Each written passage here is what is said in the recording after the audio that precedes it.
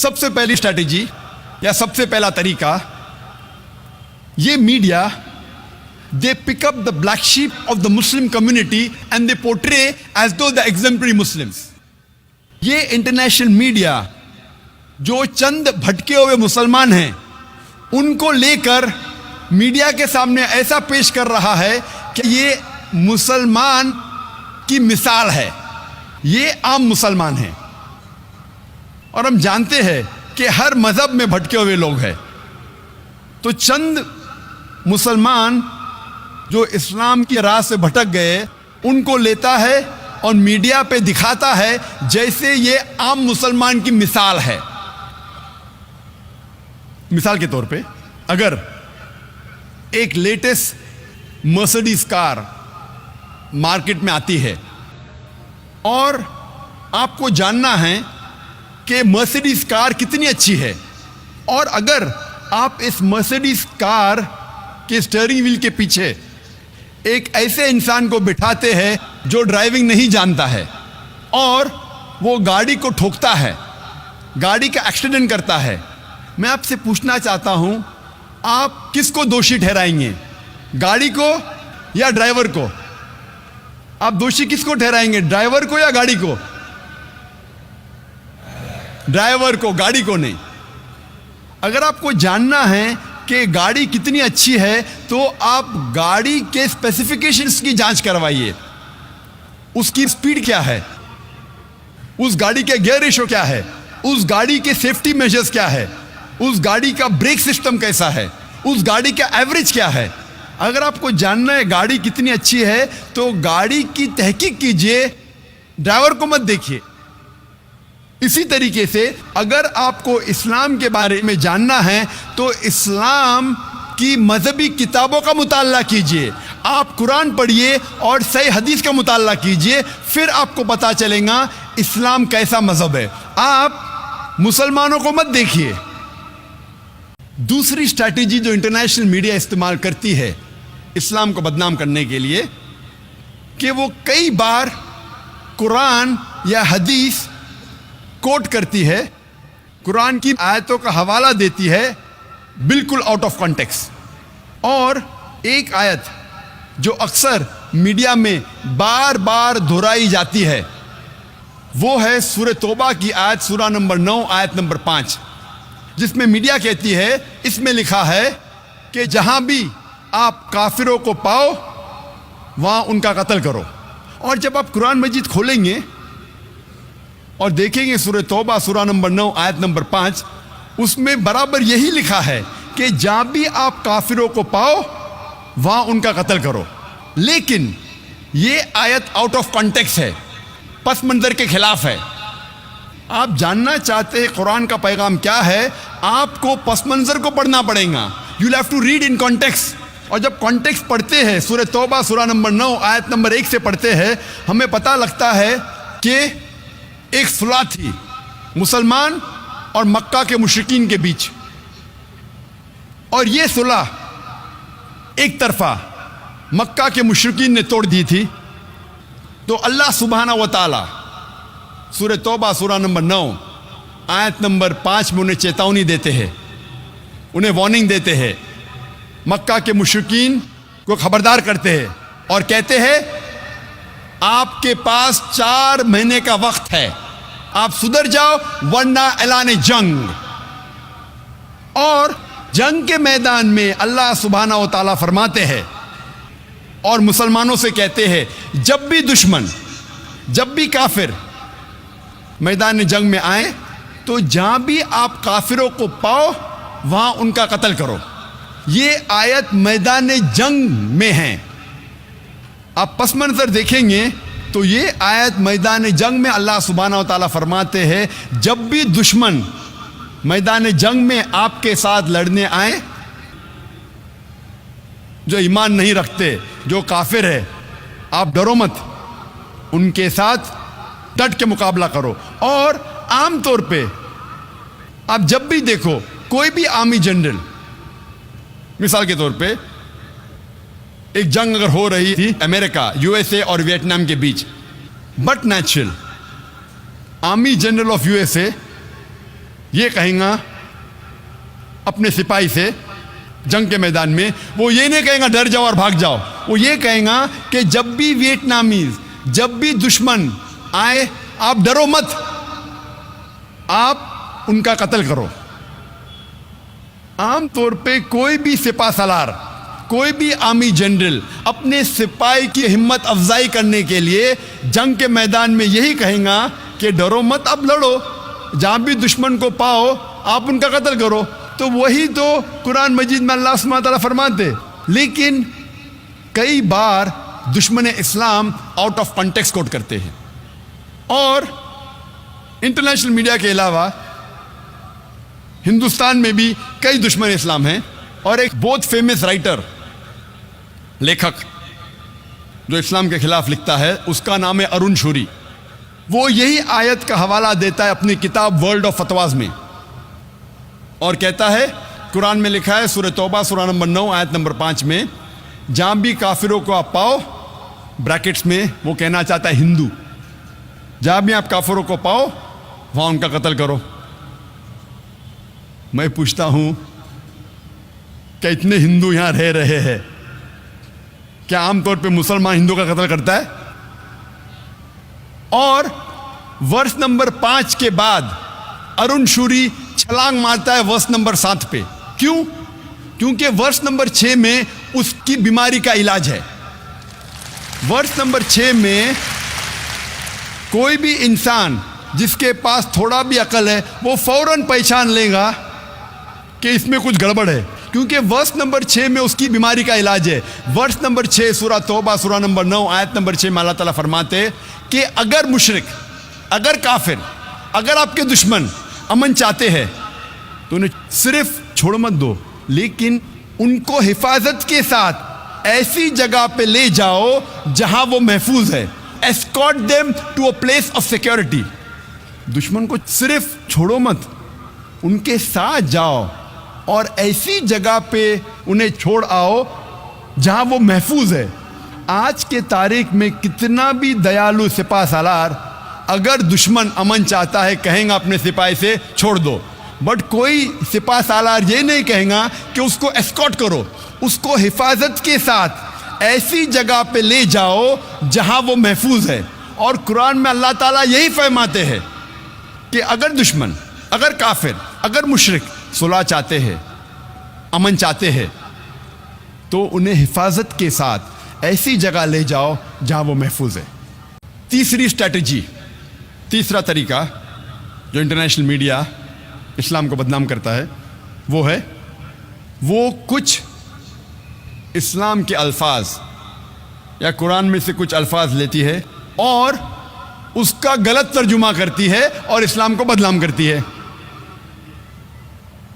اور سب سے زیادہ بدنام لفظ اسلام اور قرآن میں جو موجود ہے، جو میڈیا جو سب سے زیادہ بدنام کرتی ہے آج کی تاریخ میں، وہ ہے لفظ جہاد۔ اور میڈیا ایسا پیش کرتی ہے کہ جہاد کی معنی کیا ہے؟ میڈیا کہتی ہے کہ جہاد مطلب کوئی بھی مسلمان جب جنگ کرتا ہے کوئی بھی وجہ سے، چاہے اپنی ذاتی وجہ ہو، چاہے پیسے کے لیے ہو، چاہے پاور کے لیے ہو، چاہے طاقت کے لیے ہو، چاہے علاقے کے لیے ہو، کوئی بھی وجہ سے اگر مسلمان لڑتا ہے اسے کہتے ہیں جہاد۔ جہاد کی یہ معنی بالکل نہیں ہے۔ جہاد آتا ہے عربی لفظ جہادہ سے، جس کے معنی ہے جد و جہد، ٹو اسٹرائیو۔ جہاد مینس ٹو اسٹرگل۔ اور اسلامک شریعت اس کی معنی ہے کہ جب ایک انسان اپنے نفس کے خلاف جد و جہد کرتا ہے اللہ سبحانہ و تعالیٰ کے احکامات پہ عمل کرنے کے لیے، اسے کہتے ہیں جہاد۔ یہ افضل جہاد ہے۔ جہاد کے معنی ہے جد و جہد۔ اور اسلامک پس منظر میں اگر ایک مسلمان یا کوئی انسان اپنے نفس کے خلاف جد و جہد کر رہا ہے اللہ سبحانہ و تعالیٰ کے احکامات پہ عمل کرنے کے لیے، اسے کہتے ہیں جہاد۔ اگر ایک انسان جد و جہد کر رہا ہے معاشرے کو سدھارنے کے لیے، اسے کہتے ہیں جہاد۔ اگر ایک انسان میدان جنگ میں ظلم کے خلاف جد و جہد کر رہا ہے، اسے کہتے ہیں جہاد۔ اگر ایک انسان حق کے لیے، اپنی جان بچانے کے لیے میدان جنگ میں ان سیلف ڈیفenس اگر جد و جہد کرتا ہے، اسے کہتے ہیں جہاد۔ جہاد کی معنی ہے جد و جہد، it means to strive and struggle. چوتھی اسٹریٹجی جو میڈیا اکثر استعمال کرتی ہے وہ ہے کہ کئی چیزیں کہتی ہے اسلام کے بارے میں جو اسلام میں موجود ہی نہیں ہیں۔ مثال کے طور پہ اسلام اور سائنس میں ہمیشہ اختلاف ہے، بالکل غلط بات ہے۔ قرآن مجید میں 6000 سے زیادہ آیتیں ہیں، اس میں سے 1000 سے زیادہ سائنس کے بارے میں ہے، اور ایک بھی قرآن کی آیت نہیں ہے جو سائنس نے کہا ہے کہ یہ غلط ہے۔ میڈیا کہتی ہے کہ اسلام میں خواتین کے حقوق نہیں ہیں، خواتین کو اسلام میں دبایا جاتا ہے، خواتین کو جنت ملتی ہی نہیں اسلام میں۔ میری تقریر آپ سنیں گے اسلام میں خواتین کے حقوق، آپ دیکھیں گے ماشاءاللہ۔ اسلام ایک واحد مذہب ہے، محمد صلی اللہ علیہ وسلم نے جتنے خواتین کو حقوق دیے ہیں قرآن اور حدیث میں کوئی بھی مذہب نہیں دیتا، یہاں تک کہ مغربی تہذیب بھی نہیں دیتی۔ تو اکثر کئی بار میڈیا ایسی چیزیں فرماتی ہے اسلام کے بارے میں جو اسلام میں موجود ہی نہیں ہیں۔ پانچویں اسٹریٹجی جو میڈیا اکثر استعمال کرتی ہے وہ کئی چیزیں اسلام کی لیتی ہے جو صحیح ہے، لیکن کہتی ہے کہ ان چیزوں کے وجہ سے انسانیت میں کئی مشکلات ہے۔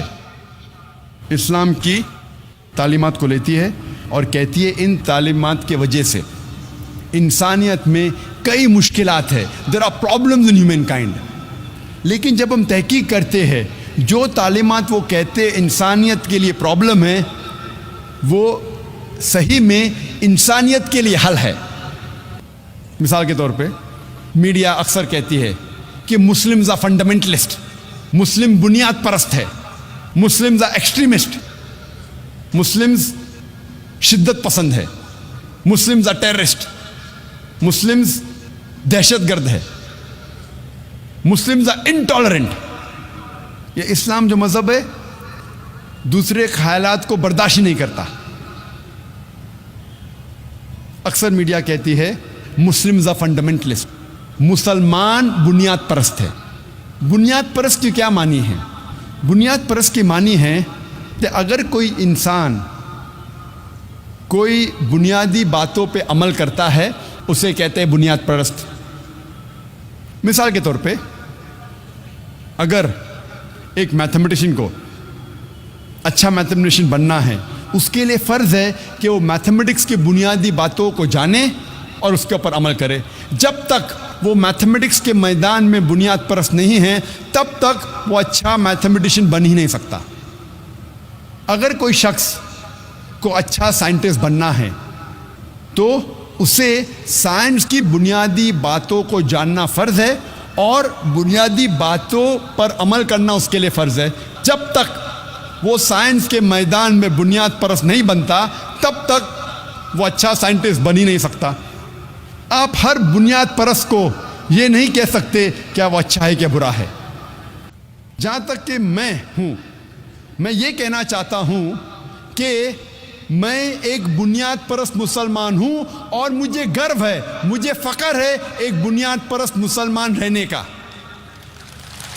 آئی am proud to be a fundamentalist Muslim, کیونکہ میں اسلام کی بنیادی باتوں کو جانتا ہوں اور اس کے اوپر عمل کرتا ہوں اور کوشش کرتا ہوں قرآن اور صحیح حدیث کے مطابق چلوں۔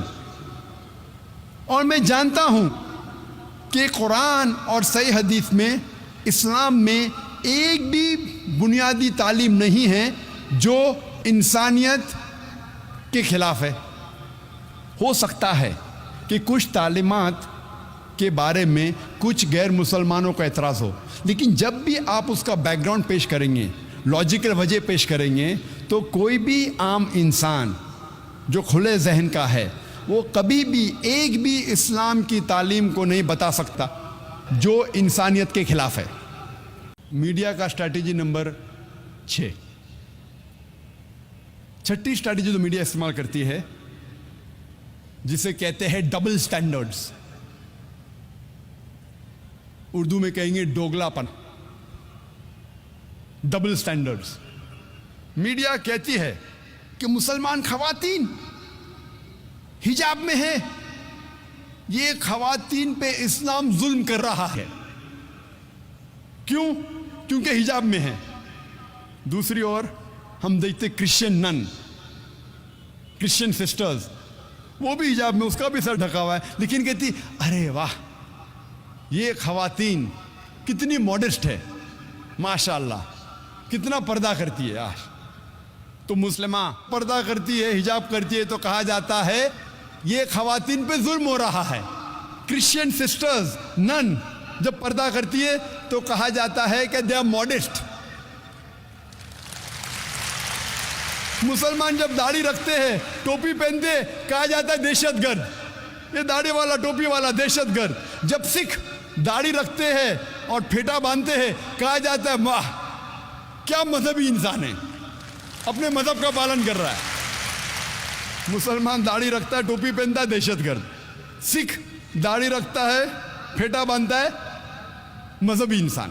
ڈبل سٹینڈرڈز، دوگلے پنا۔ ساتویں اسٹریٹجی، میڈیا اکثر جب بھی کوئی مسلمان جو اسلام پہ عمل نہیں کر رہا ہے اور اسلام کے خلاف بات کرتا ہے، میڈیا اسے ہائی لائٹ کرتی ہے۔ کوئی مسلمان جو مسلمان نام کا ہے، اسلام سے دور ہے، لیکن اسلام کے خلاف لکھتا ہے تو اسے ہائی لائٹ کرتی ہے۔ ہمارے پاس مثال ہے سلمان رشدی اور تسلیمہ نسرین کی۔ سلمان رشدی کو میڈیا نے اتنا ہائی لائٹ کیا، کیوں؟ کیونکہ وہ نام کا مسلمان تھا اور اس نے کتاب لکھی تھی سیٹنک ورسز، اسلام کے خلاف، محمد صلی اللہ علیہ وسلم کے خلاف۔ میڈیا اسے اتنا اچھالتی ہے کہ وہ بن جاتا ہے ملینئر، کروڑ پتی اوور نائٹ۔ سیٹنک ورسز کے پہلے چند لوگ جانتے تھے، سلمان رشدی کو آج میڈیا نے اتنا ہیرو بنا دیا کہ وہ کروڑ پتی اربوں پتی بن گیا۔ کیوں؟ کیونکہ ایک مسلمان اسلام کے خلاف کتاب لکھا، محمد صلی اللہ علیہ وسلم کے خلاف لکھا، رہتا ہے یو کے میں۔ وہ یو کے چند سال پہلے، سلمان رشدی کتاب لکھنے کے پہلے، ایک امریکن رائٹر مارگریٹ تھیچر جب پرائم منسٹر تھی، اس کے لیے 4 لیٹر کا ورڈ استعمال کرتا ہے، 4 لیٹر کا لفظ۔ میں وہ الفاظ کو کہہ نہیں سکتا ہوں کیونکہ میں مسلمان ہوں۔